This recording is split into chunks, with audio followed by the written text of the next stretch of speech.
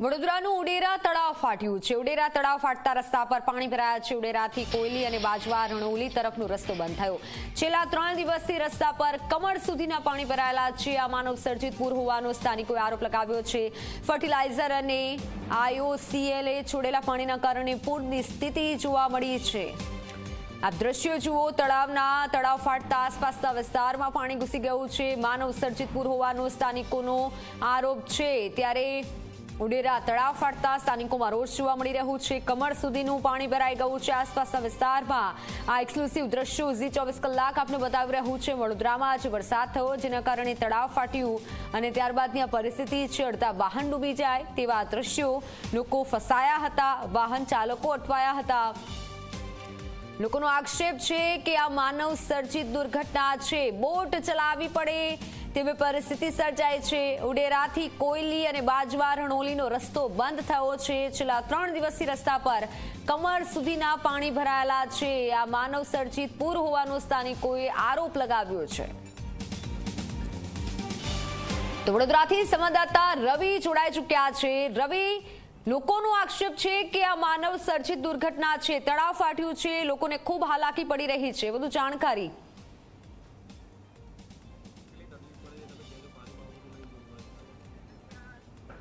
બિલકુલ વાત કરવામાં આવે તો વડોદરાના ઉંડેરા ગામના તળાવમાં પાણી ભરવામાં આવતા જે ગામનું તળાવનું પાણી છે તે ઉંડેરા આવાસની અંદર ફરી વળ્યું છે। 40થી પણ વધારે જે લોકોના ઘર છે તે પાણીમાં ડૂબી ગયા છે। 3 દિવસથી વધારે સમય થઈ ગયો છે પણ આ પાણી નથી ઓસરી રહ્યા, જેના કારણે લોકોની પરિસ્થિતિ ખૂબ જ વિકટ થઈ છે। લોકોના ઘરોમાં પાણી છે, લોકો કંટાળ્યા છે। થોડાક સમય પહેલાં અમે પણ પાણીની અંદર ઉતર્યા હતા અને કેડસમા પાણી અહીંયા ભરેલા છે। તમે પણ અહીંયા જોઈ શકો છો કે એક બેન અને એક ભાઈ સામાન લઈને અહીંયા આવ્યા છે અને પાણીમાંથી તેઓ જઈ રહ્યા છે। આપણે ભાઈ સાથે વાત કરવાનો પ્રયાસ કરીશું। તમે કઈ જગ્યાએ રહો છો? ઉંડેરા આવાસમાં રહીએ છીએ।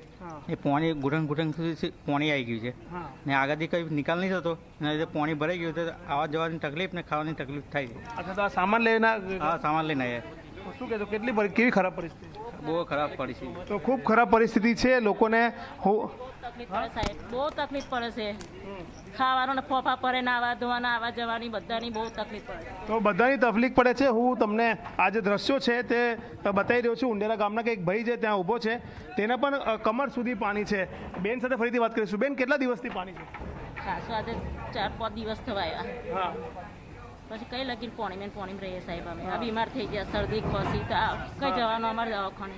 અચ્છા, કોઈ આવતું નથી જોવા? કોઈ સાહેબ આવતું નહીં। કેટલી ખરાબ પરિસ્થિતિ છે? બહુ જ ખરાબ। ઘરમાં હોય કશું આવું પછી હા, બધું પલળી ગયું છે। શું કરવાનું સાહેબ? તો અત્યારે તમે પાણીમાંથી જવા માટે મજબૂર છો? હા, તો મજબૂર જ ને સાહેબ, શું કરીએ? આંખમાં આંસુ છે? હા, કેમ, શું થયું?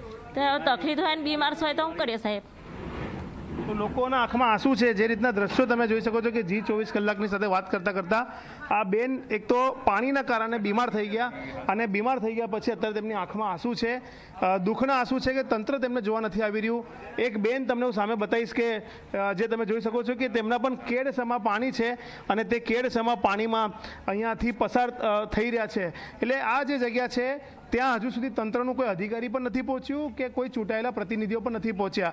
ગઈકાલે જ્યારે ખુદ મ્યુનિસિપલ કમિશનર અને ધારાસભ્ય અને કોર્પોરેટરો આવ્યા ત્યારે તેઓ અહીંયા અંદર નથી આવ્યા, માત્ર બહારથી જોઈને જતા રહ્યા, તે પ્રકારની વાતો થઈ રહી છે। લોકોનો આક્ષેપ છે કે અહીંયાની આજુબાજુની જે કંપનીઓ છે તેનું પાણી ઉંડેરા તળાવમાં છોડવામાં આવે છે અને તે પાણીના કારણે અહીંયા આ તારાજીના દ્રશ્યો સર્જાયા છે।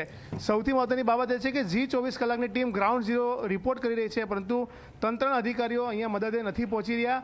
7 વર્ષ પહેલાં ઉંડેરા ગામનો કોર્પોરેશનમાં સમાવેશ થયો ત્યારથી લઈને અત્યાર સુધી કોઈ સુવિધા એવી નથી કરી કે પાણીનો નિકાલ થઈ શકે અને જેના કારણે લોકોને કમર સુધી પાણીની અંદર રહીને વસવાટ પડી રહ્યો છે અને કેટલાક લોકો એવા પણ છે કે જેઓ સુરક્ષિત સ્થળ પર જતા પણ રહ્યા છે, પરંતુ સવાલ એ થઈ રહ્યો છે કે તંત્ર ક્યાં ગાયબ થયું છે, કેમ તંત્ર લોકોની મદદે નથી આવી રહ્યું? જી બિલકુલ રવિ, આભાર માહિતી બદલ। તો ઝી 24 કલાક પહોંચી ગયું છે પણ તંત્ર હજી સુધી નથી પહોંચ્યું। તંત્રના પેટનું પાણી નથી હલ્યું। આટલું પાણી ગામમાં ઘૂસ્યું છે છતાં કોઈ અધિકારીઓ પણ ફરક્યા નથી। આપ જુઓ, કમરસંભા પાણી ભરાયેલા છે। 3 દિવસ થઈ ગયા। આ ગામના લોકો આ રીતે રહેવા મજબૂર બન્યા છે, નથી બહાર નીકળી શકતા, ઘરમાં પાણી ઘૂસી ગયા છે, છતાં પણ કોઈ અધિકારી હજી સુધી ફરક્યા નથી। ઉંડેરા તળાવ ફાટ્યું છે, આસપાસના વિસ્તારમાં પાણી ભરાયા છે। 3 દિવસથી આવી પરિસ્થિતિમાં રહેવા માટે લોકો મજબૂર બન્યા છે।